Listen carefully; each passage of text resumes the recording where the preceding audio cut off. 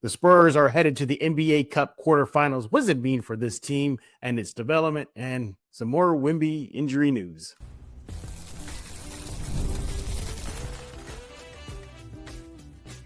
You are Locked On Spurs, your daily San Antonio Spurs podcast, part of the Locked On Podcast Network.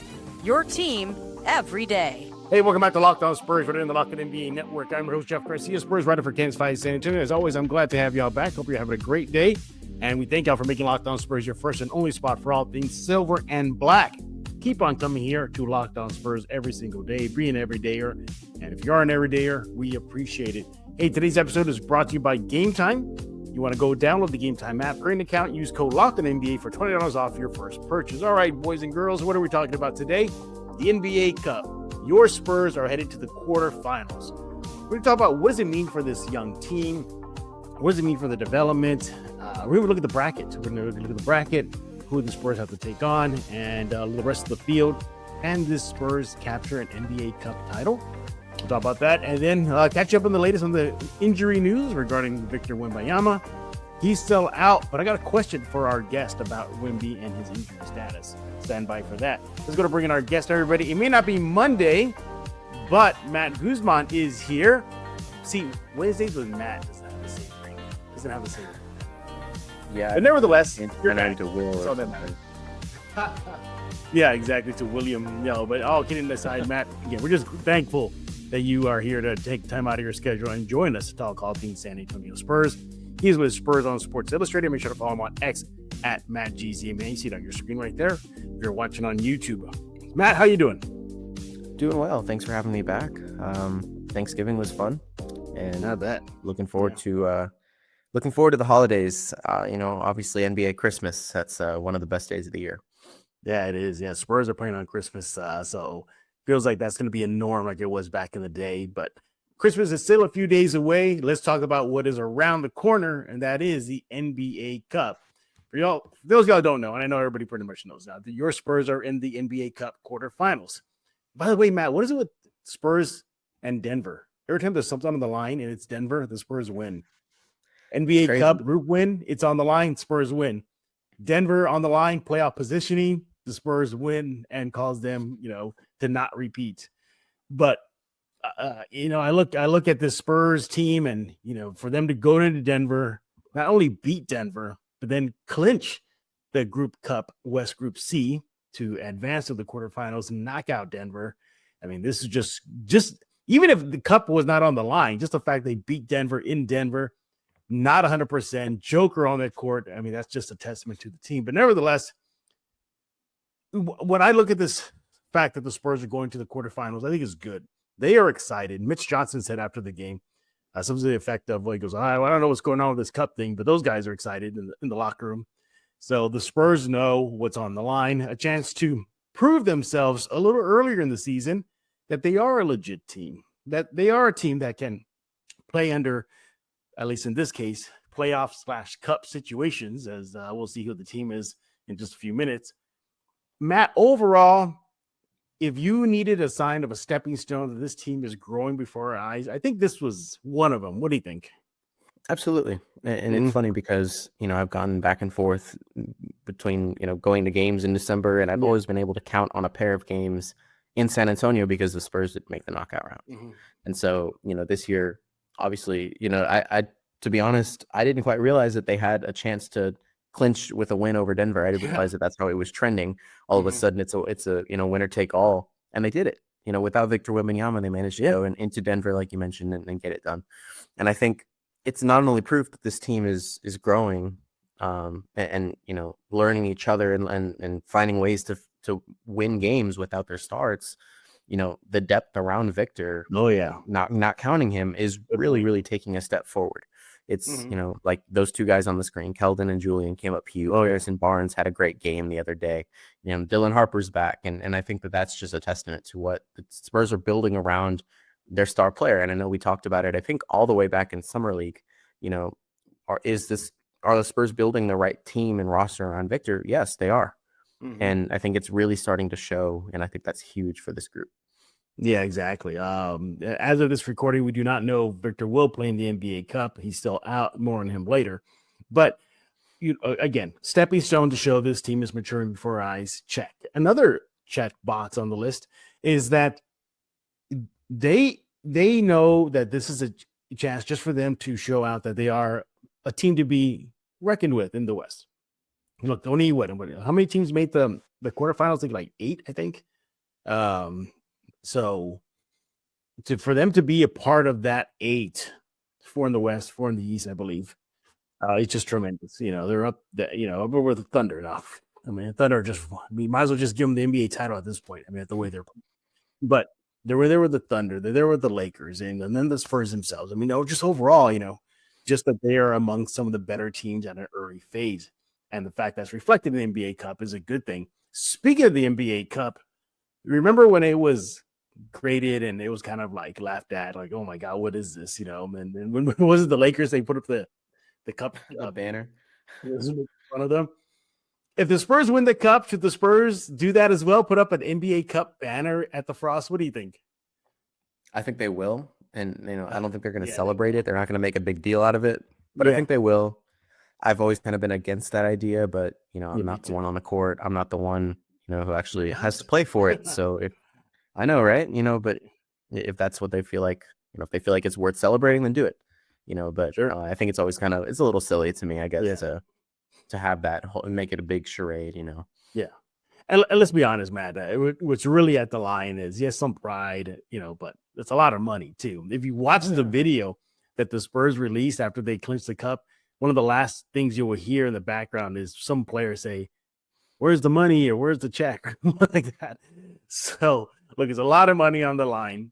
The Spurs seem to be fun, but I mean, money aside, and look, of course, that's a big motivation factor. I mean, it'll motivate me if I was in silver and black playing and moving on to the cup quarterfinals. But I think it just builds confidence for this team. I think it's just a big confidence boost. And I think they see it as well as a sign that they're maturing and they're getting better with each game. Record reflects that. Some of the team stats reflect that, whether it be defense numbers, whether it be offensive numbers, rebounding numbers, the Spurs are up there. Matt, I look at this NBA Cup. I don't see any drawback to this at all for this Spurs team. Even if they were to lose in the quarterfinals, I still think they'll walk away saying like, hey, look, we're good. We're good enough to hang with at least these other teams that are qualified for this cup. I think this will just set a tone for the rest of the season as if they belong. Yeah, absolutely. What do you think? You're right. And I think that's one of those things where, like you mentioned, the cup itself will come with some bragging rights. They'd obviously like to win. Nobody likes to lose. And I think that's going to be motivating in of itself. But yeah, I mean, when you kind of take a step back and you think about what the Spurs have been doing, winning a pair of games and on a 4-game road trip without their star, keeping themselves in the mix in the top 5, top 6 in the West, like they're absolutely, they're finally reaching the expectations that I think a lot of people have already been bestowing upon them. And that's something that they've fell short of the last couple seasons with Victor, and obviously injuries played a factor in that and everything. But, this season, they're showing that this is their best chance to contend for anything, NBA Cup in the Western Finals, a play, whatever you want to call it, All-Star games. Like, this is their best chance. This is the best team that they've had around Victor. And I think that, if you look at it, even if they lose, against the Lakers on the 10th, it's, hey, even if, and especially if Victor's not back by then, it's like, you can't expect to win all of those games without Victor. But, look what we were able to do while he was gone. And now you welcome him back, you get him back on the court, and you say, okay, well, let's keep going because, you're halfway to Christmas. And after that, you've got a month left until All-Star break. And I think that they're really just going to be taking that, wanting to build as much momentum as they can heading into that part of the season. And they'll get a gauge for where they are and how they need to finish. All in all, it's a good moment for the Spurs this season to qualify for the cup. And again, how they did it, beating Denver in their gym for it. I mean, that's just awesome. But all right, so now that we know that they're in, who they had to face? Yeah, they'll be taking on the Lakers. We'll talk about that game. Look at the rest of the field in the NBA Cup quarterfinals right here on Locked On Spurs. Let's talk about Game Time World Cup draw. The World Cup is coming back to North America for the first time since 1994. And with 48 teams for the first time ever, it's going to be massive. But let's be honest, getting tickets usually is going to be the hardest part. That's why the Game Time app is clutch, finally giving fans a real advantage when it comes to snagging seats. With Game Time, you can track price drops in real time, get alerts when great seats open, and buy tickets in the moment they hit the app. It puts the power back in your hands and makes going to the World Cup realistic instead of impossible. Pull up the app and the layout. It'll make it so simple to scroll through matchups and compare seat views. Pick a game, tap a section. You have your tickets locked in within minutes. No confusion, no hunting for fine print. The seat view feature is a game changer. You'll literally see what the pitch looks like from your exact seat before you buy. Prices include fees up front, which you're going to love. No last second surprises at checkout. And you get alerts for teams and matches that make it easy to grab tickets the moment they drop instead of missing out. Take the guesswork out of buying World Cup tickets with every match, concert, or event with Game Time. Download the Game Time app, create an account, use code LOCKEDONNBA for $20 off your first purchase. Terms apply. Again, download the app, make an account, use code LOCKEDONNBA for $20 off. Swipe, tap, ticket, go, Game Time.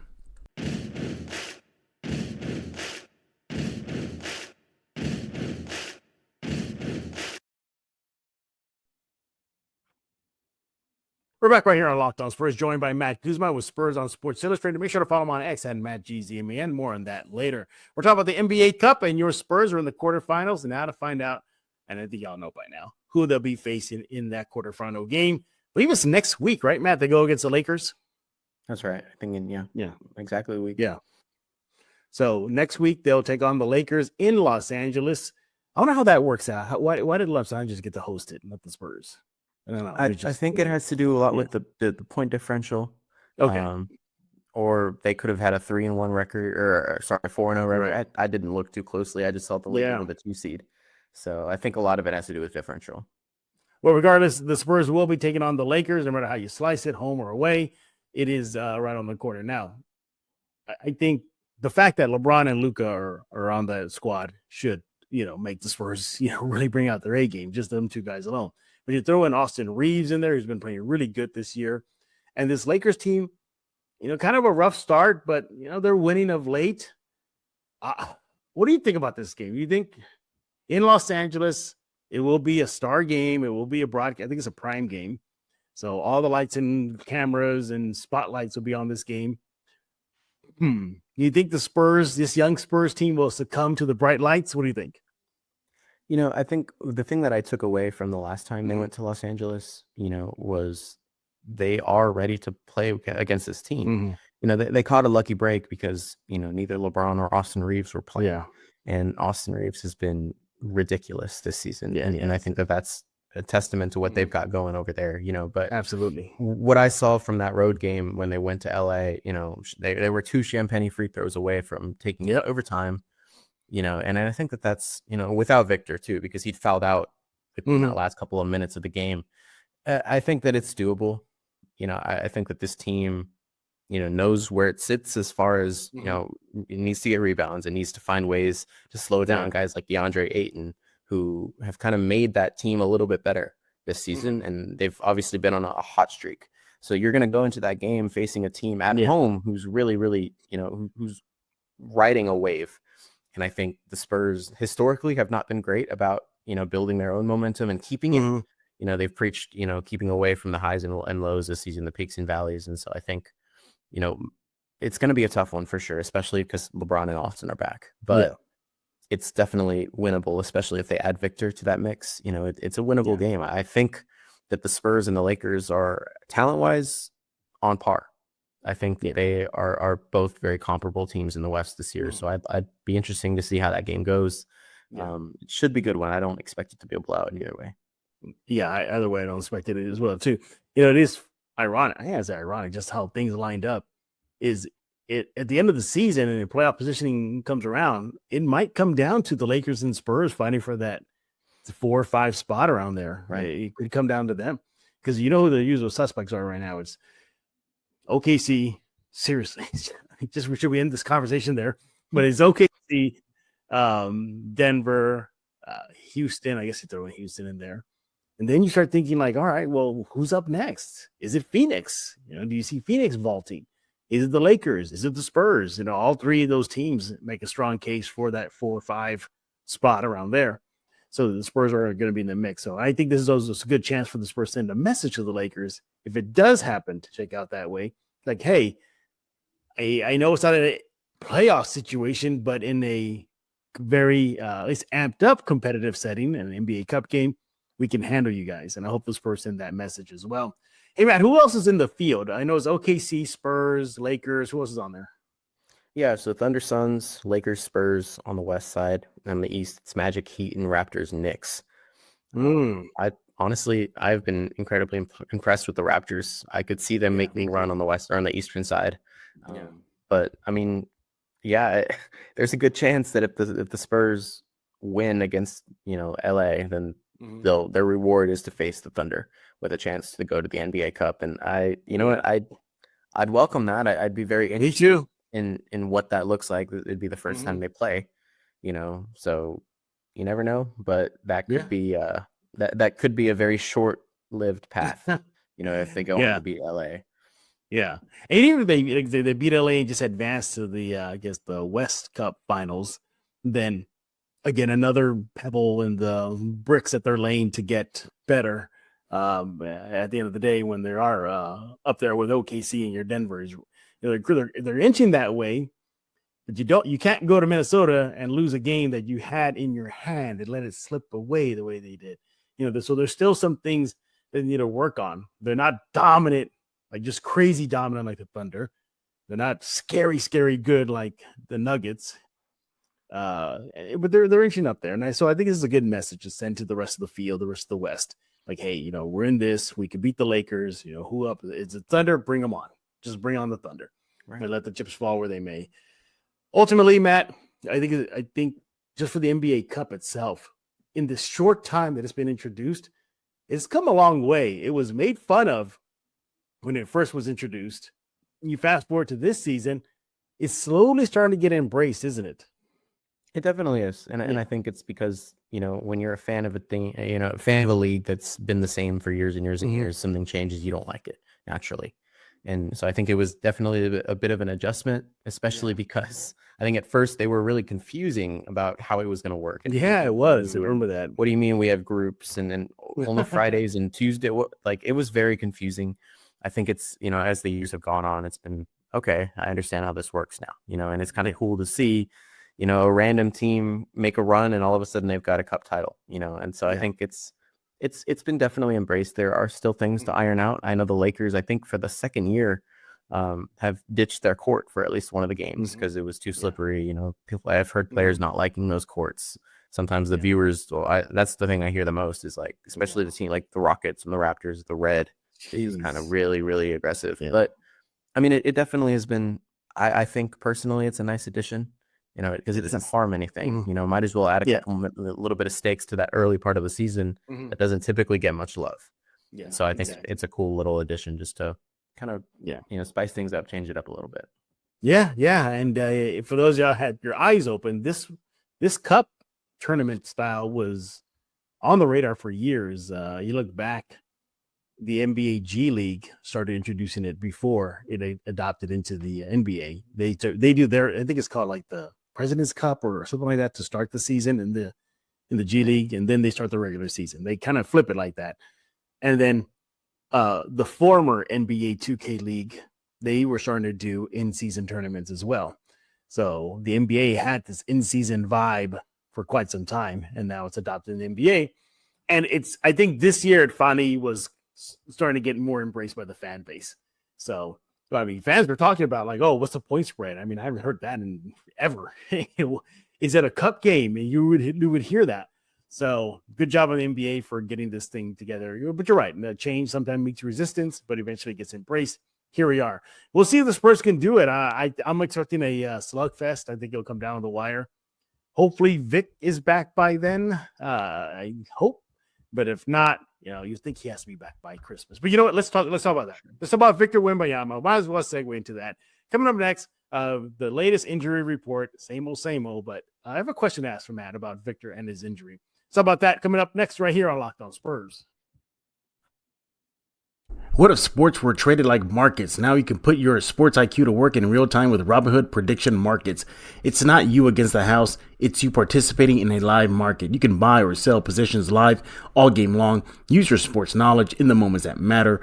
Robinhood Prediction Markets change the game. It's people moving the action. So when momentum shifts, you can move with it. I always knew the game, but never had a dynamic way to apply that knowledge. Now I can actually take part live in a market powered by people. You're no longer just a spectator. Play by play, you decide. Trade every play with Robinhood. Now available across the U.S. Download the Robinhood app now to begin.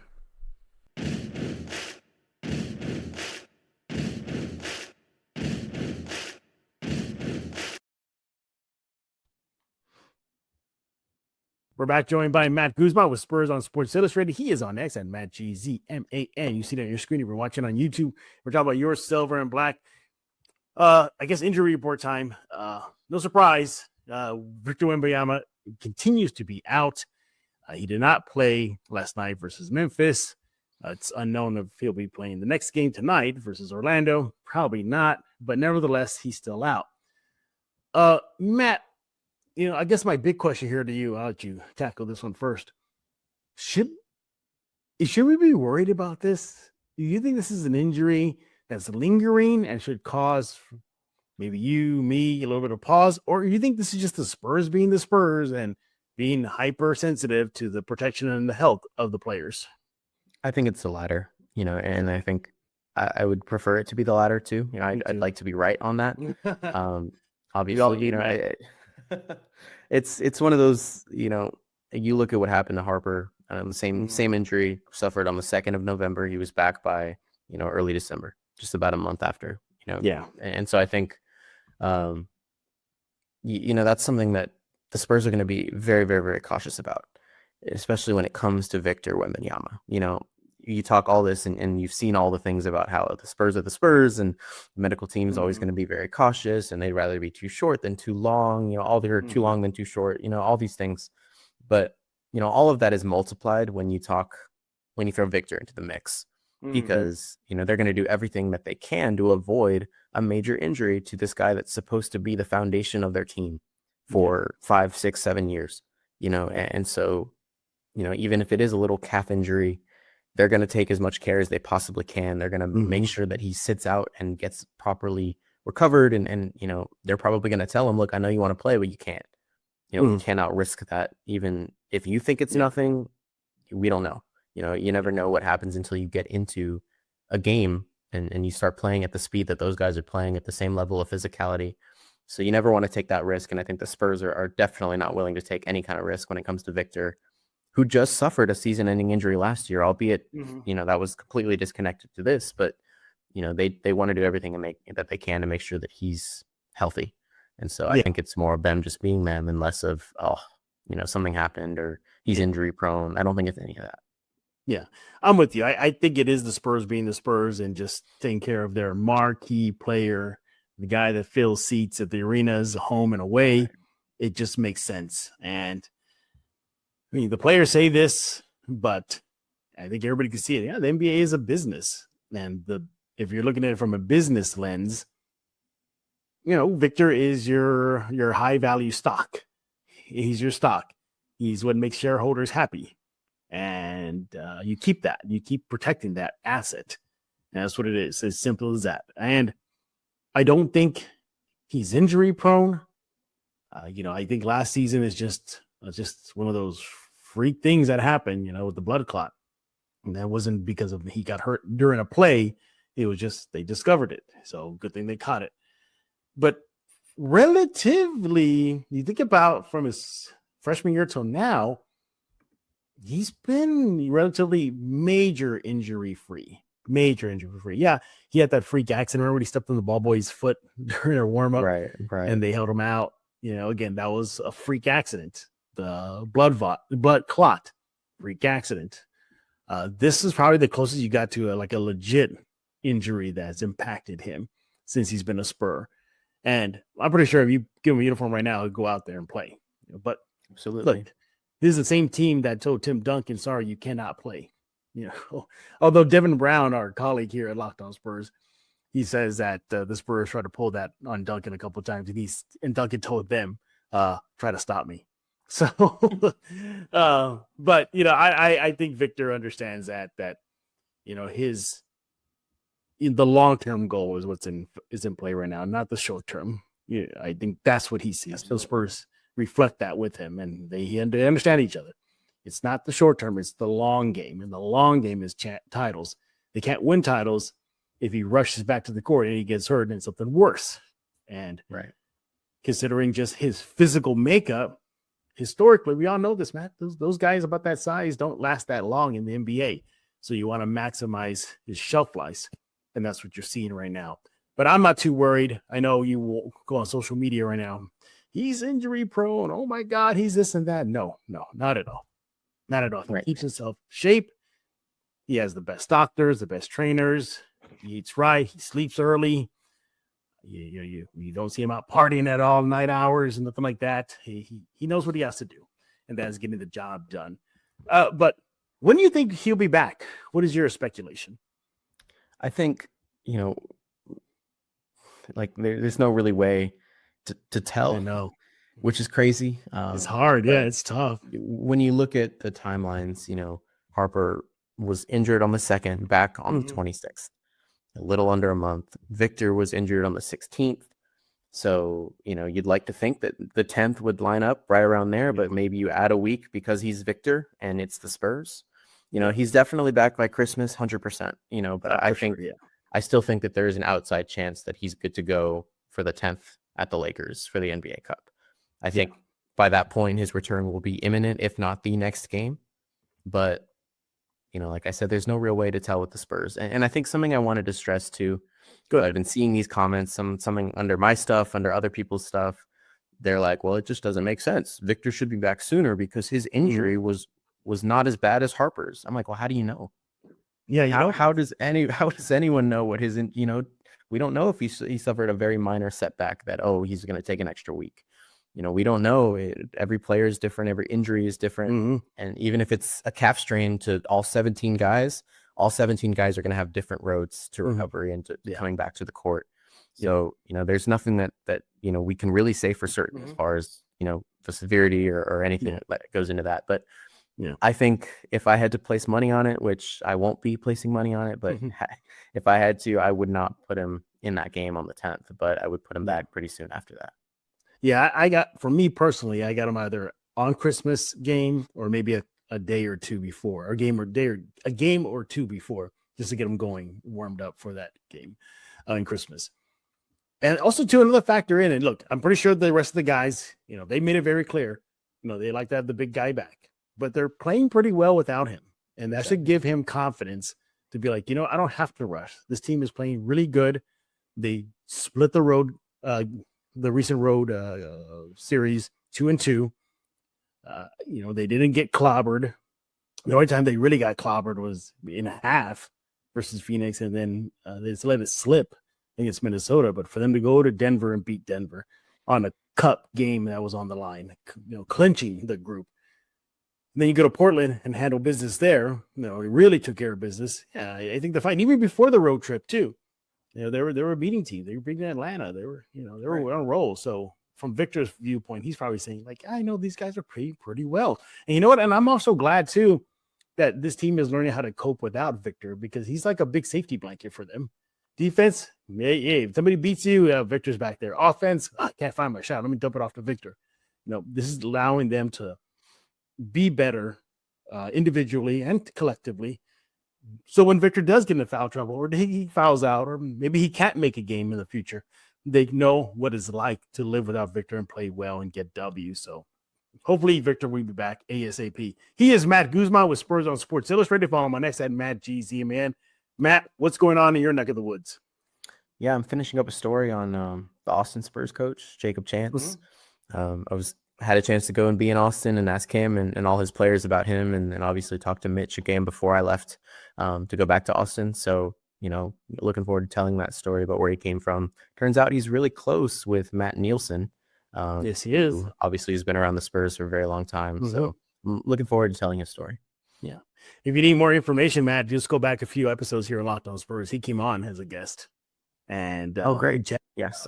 chatted about Matt Nielsen and talking to Matt. So again, everybody else too, if you want to see an exclusive interview with the head coach of the new head coach of the Austin Spurs, just go back a few. But for more in depth and you can know more about him, cannot wait for that article from Matt regarding the Austin Spurs new head coach. By the way, they're playing damn good right now. They're 9-1. 9-1. I mean, They're looking really, really good. Yeah, and that's I would have thought that maybe Carter Bryant would have been assigned by now, but he hasn't. And they're playing well. Ingram's playing well. Minix is playing great. What was that guy? Magnus? I think I pronounced it. Or Kyle Mangus. Kyle Mangus. He had a 30-point game just the other day. He had a 30-point game the other day. So all in all, that Austin team is playing well. And hopefully the new head coach out there could bring a title back to Austin. I think they've won like two titles, 2 G League titles. Yeah, most recent in 2018. Yeah. So and then, hey, I think Mitch Johnson won them one too. So there's that. Yeah, there's that. But all in all, look for that from Matt. Again, you want to follow him. The best way to get that information, just go to Matt's X. You see it on your screen, Matt GZM, and he's with Spurs on Sports Illustrated. And Matt, thanks again for taking time out of your schedule to join us here on Locked On Spurs. We greatly appreciate it. Everybody else, we thank y'all for making Locked On Spurs your first listen each and every day. Free and available wherever we get podcasts. You know what to do. Let's go subscribe ASAP, either on YouTube, iTunes, Spotify, Kingsplay Plus app, YouTube. The list goes on and on. And thanks for making Locked On Sports Podcast Network the #1 sports podcast network in the nation. We appreciate it. We'll be back tomorrow as the Spurs season continues. I think we have Raul Dominguez on deck. So we have a big question for you guys. You're going to love it. We're going to be talking about that tomorrow right here on Locked On Spurs. And for Matt Guzman, I am Jeff Garcia. We're going to put a lock on this episode of Locked On Spurs.